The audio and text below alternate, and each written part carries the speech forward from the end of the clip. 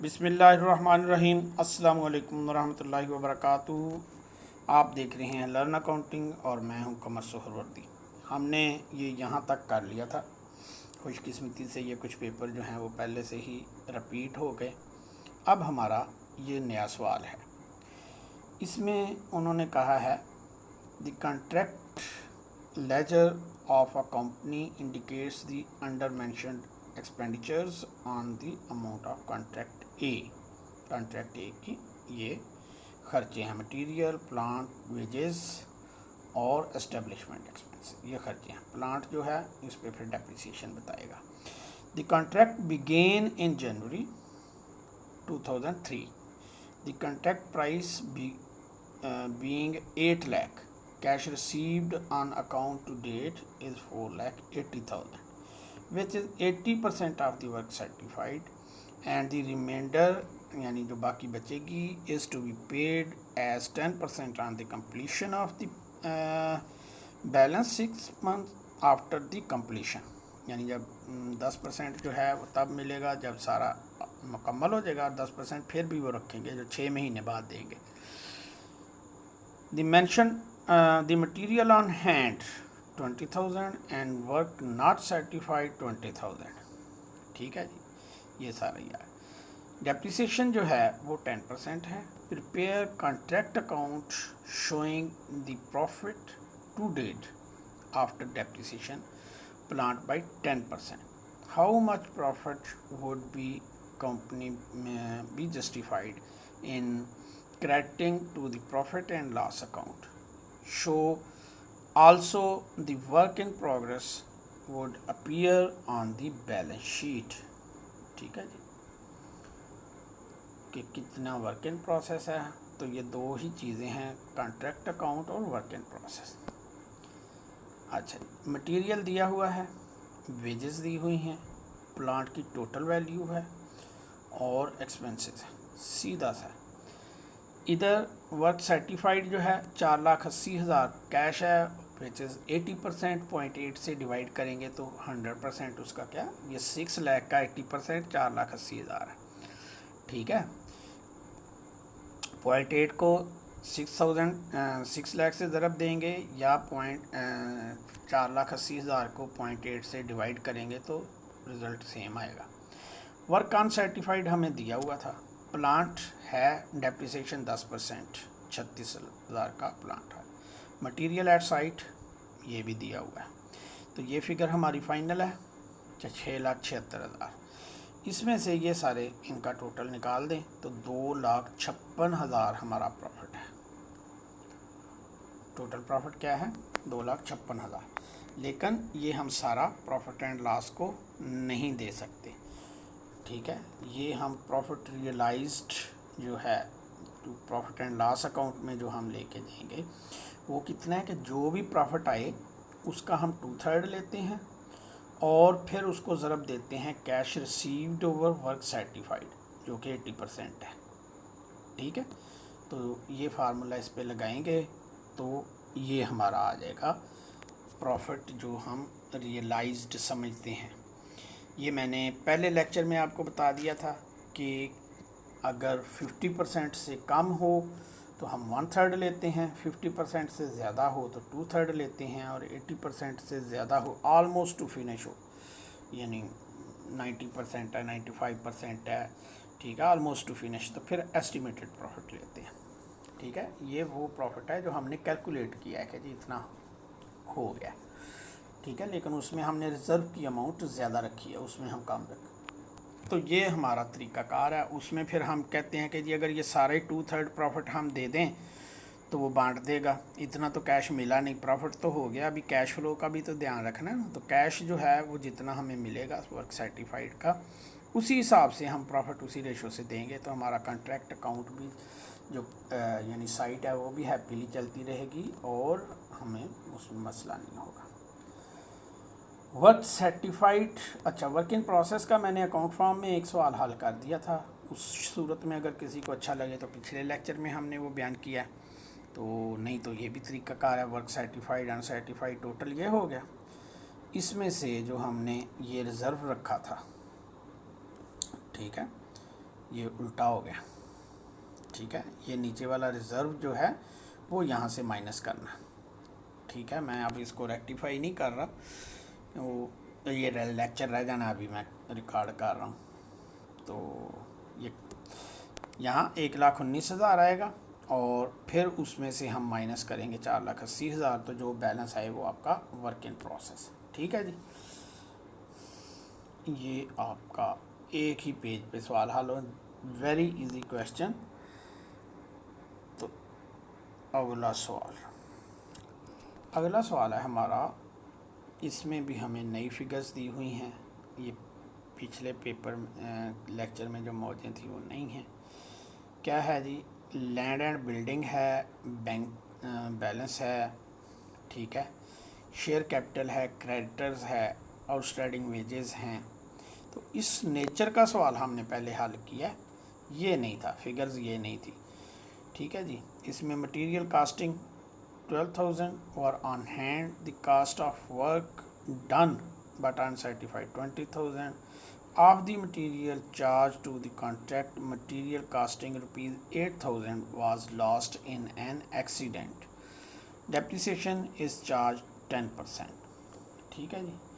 तो टिपिकल है, कोई हट के चीज़ नहीं है। मटेरियल आ गया, लेबर ये है, वेजेस आउटस्टैंडिंग ये है, ठीक है। तो ये जो है फिर हम लाइबिलिटी में भी ले जाएंगे, ठीक है, उधर ले जाएंगे इंशाल्लाह, तो ये बैलेंस भी हो जाएगी। इसमें मांगा क्या है हमसे, मांगा है, हाँ जी, द कंपनी हमें चाहिए contract account and balance sheet from the following trial balance, ठीक है जी। ये हो गया हमारा। अब प्लांट और एक्सपेंसेस ये सब उधर हमें दिया हुआ था। वर्क सर्टिफाइड हमने कैलकुलेट कर लिया, ठीक है। वर्क सर्टिफाइड वर्क ये है जी, हमें क्या दिया, अनसर्टिफाइड ये है, और ये है 3,20,000, उसको हमने 80% पे डिवाइड करना, 4 लाख आ जाएगा। ये पिछले सवाल का ही कापी आ गया। वर्क अनसर्टिफाइड 20,000, मटेरियल लास्ट 8,000, ठीक है जी। प्लांट हमें वैल्यू दी हुई है, डेप्रिसिएशन 10% है, तो नेट वैल्यू ये आ गई। मटेरियल एट साइट ये आ गया, तो material at site balance sheet में जाएगा। ये प्लांट 45,000 का बैलेंस शीट में जाएगा। वर्क इन प्रोसेस अभी हम कैलकुलेट करेंगे, और बैलेंस टू इन दोनों का जो बैलेंस है, इन सब को जमा करके इसमें से माइनस करेंगे तो बैलेंस ये आ गया। ये है हमारा प्रॉफिट, लेकिन इसमें से हम कितना फॉरवर्ड करेंगे, इसका 2/3, और उसको फिर फर्दर हम करेंगे 80%, ठीक है। वो तकरीबन 71,467 रुपये हो गए। और रिज़र्व्स जो हैं वो हम वर्क इन प्रोसेस में लेके जाएंगे, ठीक है। पहले वर्क इन प्रोसेस देख लें, वर्क सर्टिफाइड, वर्क अनसर्टिफाइड ये था, रिज़र्व्स उसमें से कम कर दिए, तो ये हमारा जो है कहने के वैल्यू ऑफ दी वर्क बचती, उसकी जो उसमें से हमने कहने के जो निकाल दिया अपना, जितने पैसे रिसीव हो गए हैं, तो इतनी वैल्यू का काम हमारा है जो अनपेड है, या जिसका हमने प्रॉफिट अभी नहीं लिया, ये एज अ एसेट हम यहाँ शिफ्ट कर देंगे, ठीक है। कितना है, 37,000, ये 37,467 यहाँ आ गया, ठीक है जी। अच्छा जी, इधर देखें तो 3 lakh share capital, profit and loss हमारा ये था, उसमें से हमने 8,000 जो है मटेरियल लास्ट वो निकाल दिया, ये अमाउंट आ गई। और क्रेडिटर्स जो हैं वो बैलेंस शीट में दिए हुए थे, और वेजेस भी बैलेंस शीट में दी हुई हैं, ठीक है। तो ये 3,000 का फ़र्क है दोनों में, ठीक है जी। 3,000 का फ़र्क मीन कि बैलेंस नहीं हुई बैलेंस शीट, ठीक है। तो इधर के जो ट्रायल बैलेंस में बैलेंस शीट नहीं भी होती तो कोई इशू नहीं है, ये मैं पहले भी कहता आया हूँ। अच्छा जी, ये सवाल तो हमने हल किया हुआ है पहले 2 दफ़ा, 2015 भी, ठीक है, और दरमियान में भी आया एक दफ़ा, ये तीसरी दफ़ा सवाल आया। तो ये है हमारा फाइनल क्वेश्चन। फाइनल क्वेश्चन में हमसे मांगा गया है कॉन्ट्रैक्ट अकाउंट, कॉन्ट्रैक्टीज अकाउंट, ठीक है, और show relevant items in the balance sheet. ये एक्चुअली बैलेंस शीट जब कहते हैं ना तो वो रेलिवेंट आइटम्स ही शो करनी होती हैं। इसमें आप नोट करें कि ये फिगर हमें नज़र नहीं आ रही, क्या है, amount of work certified, amount of work certified नज़र नहीं आ रही। हमने फिर भी इसको निकाल लिया कैसे कि ये था 6,25,000 का सब्जेक्ट टू रिटेंशन ऑफ 20% के जितना हमें उन्होंने दिया है कैश, जो ये नज़र आ रहा है कैश रिसीव्ड फ्रॉम कस्टमर, वो ये है 4,40,000, वो है 80%, क्योंकि ये 20% तो वो रिटेन कर रहा है, तो यहाँ से हमने वो चीज़ कैलकुलेट कर ली।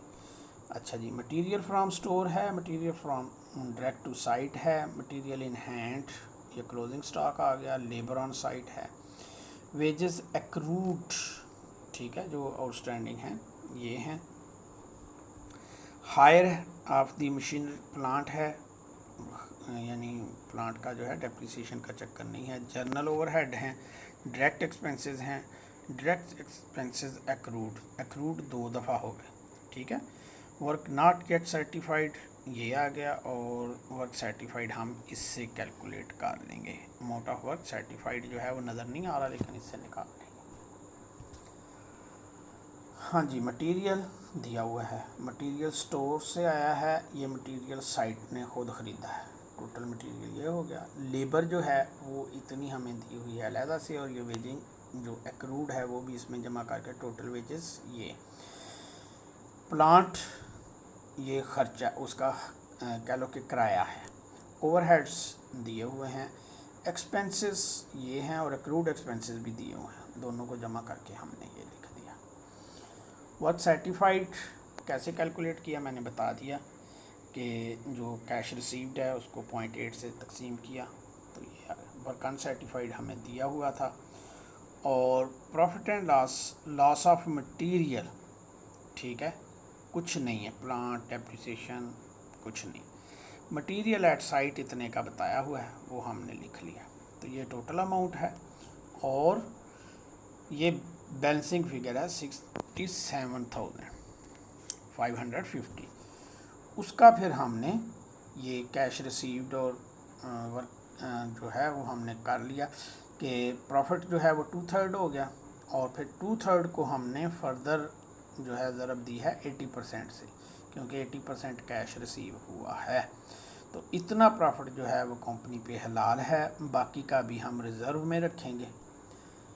अब इसकी हम देखेंगे कॉन्ट्रैक्टीज अकाउंट, कॉन्ट्रैक्टी का अकाउंट जो हमने बनाया हुआ है उसमें जब हमें कैश रिसीव हुआ तो कैश को हमने डेबिट कर दिया और कॉन्ट्रैक्टी अकाउंट को क्रेडिट कर दिया, और ये बैलेंस जो है वो हमारे पास एज अ लाइबिलिटी आता रहेगा। ये भी वैसे हमें यहाँ एज अ लाइबिलिटी शो करना चाहिए, लेकिन ये शो क्यों नहीं होता, ये इसलिए नहीं होता कि ये यहाँ आ गया, जो भी हमने ये 4,80,000 होना चाहिए, 4,80,000 जो है वो हमें यहाँ लिख दिया, सी है कि 40 है, 40 है,